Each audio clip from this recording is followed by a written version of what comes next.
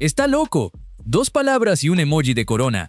Eso fue lo único que pudo escribir Erling Haaland en junio, mirando la pantalla de su teléfono como si no terminara de creer lo que acababa de ver.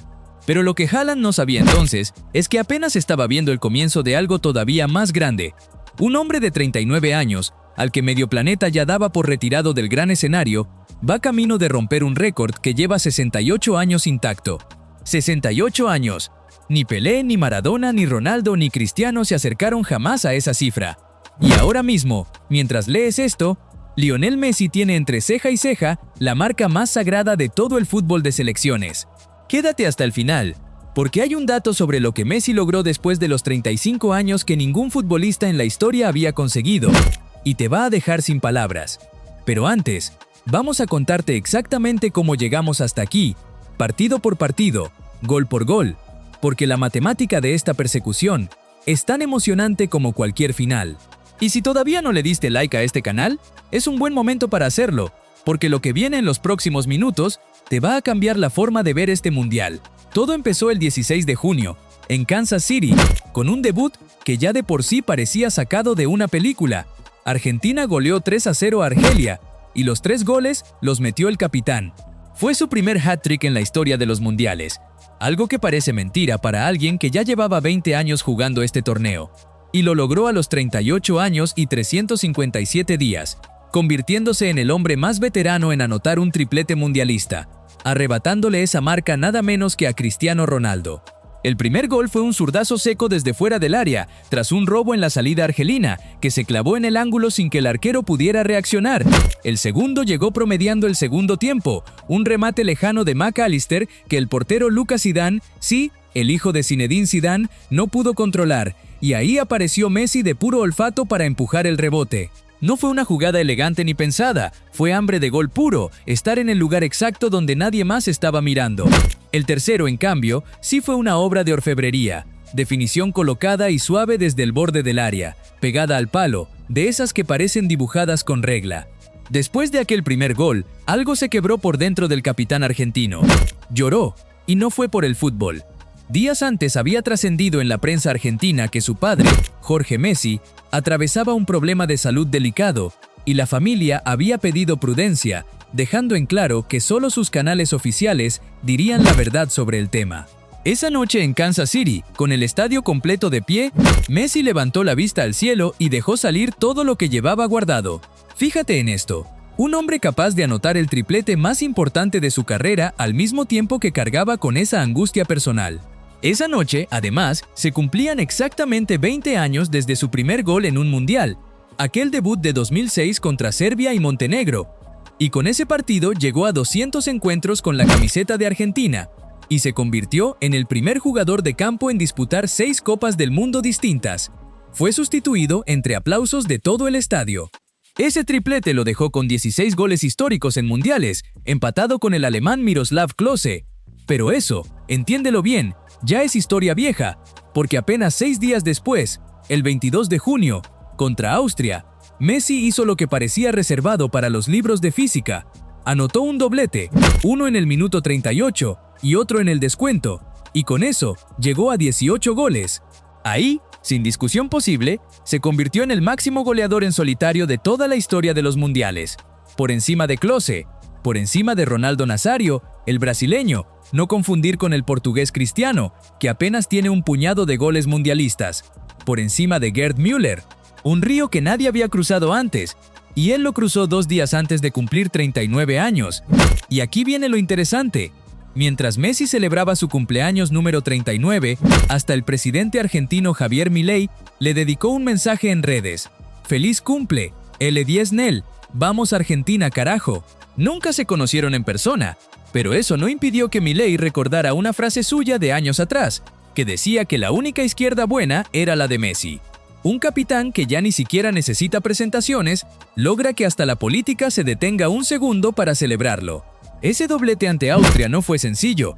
Antes de los 2 goles, Messi había fallado un penal, algo que en cualquier otro jugador hubiera pesado como una losa durante el resto del partido. A él, en cambio, pareció darle todavía más hambre. Con Julián Álvarez mano a mano y el arquero tapando 2 veces seguidas, fue Messi quien apareció en el rebote final para clavar el segundo, ya en el descuento, sellando una tarde perfecta a pesar del error previo. Ese es, quizás, el rasgo que mejor lo define en este mundial: la capacidad de convertir un fallo en el trampolín para el siguiente logro, en vez de dejar que lo hunda. La fase de grupos terminó, pero la historia apenas arrancaba. En 16avos, Argentina sufrió muchísimo más de lo esperado ante Cabo Verde, un debutante que empató 2 veces el partido y estiró la angustia hasta el alargue antes de caer 3-2. Y después llegó el partido que probablemente se recuerde durante años, el 7 de julio, en Atlanta, contra Egipto, por los octavos de final. Ahí Argentina se puso a perder 2-0. Yasser Ibrahim había abierto el marcador a los 15 minutos, y Messi, encima, había fallado un penal que pudo haber cambiado todo, atajado por el arquero Mostafa Shobeir. Después, en el minuto 67, Mostafa Siko marcó el segundo para Egipto, aunque le anularon otro gol más por una revisión del VAR. Todo indicaba que la noche terminaría en desastre. Pero entonces, pasó algo que solo el destino sabe explicar. En el minuto 79, Cristian Cuti Romero descontó de cabeza, y 4 minutos después, Messi apareció una vez más, esta vez para poner el empate. Ese gol fue su octavo del torneo y el 21º de toda su carrera mundialista, ampliando todavía más su propio récord. En el tiempo agregado, Enzo Fernández completó la heroica remontada con el 3-2 definitivo. Piensa un segundo en lo que significa esto. Con ese penal errado, Messi ya lleva 4 fallados de 8 en toda su historia mundialista, y aún así es, sin ninguna discusión, el máximo goleador de todos los tiempos. El partido dejó además una polémica enorme.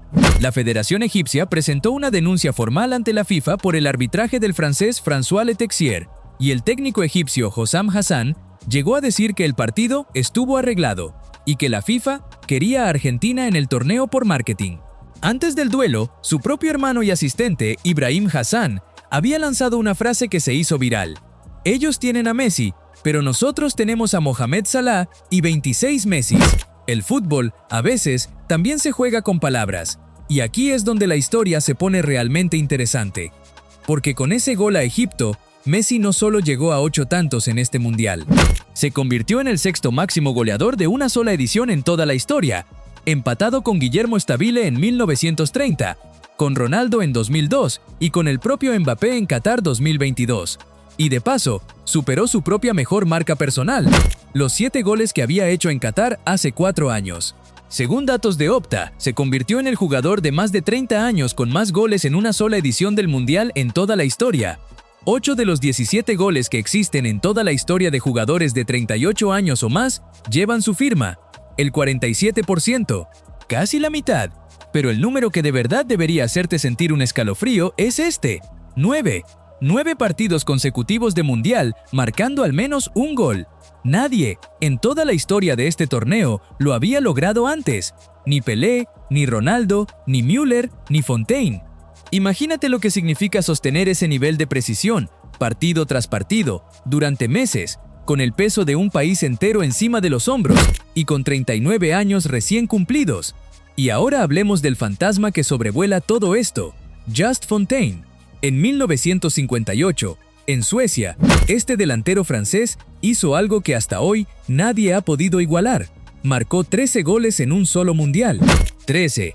Un hat-trick a Paraguay, un doblete a Yugoslavia, un gol a Escocia en la fase de grupos, después un doblete a Irlanda del Norte en cuartos, un gol ante el Brasil de Pelé en semifinales, y para cerrar, un póker de 4 goles en el partido por el tercer puesto.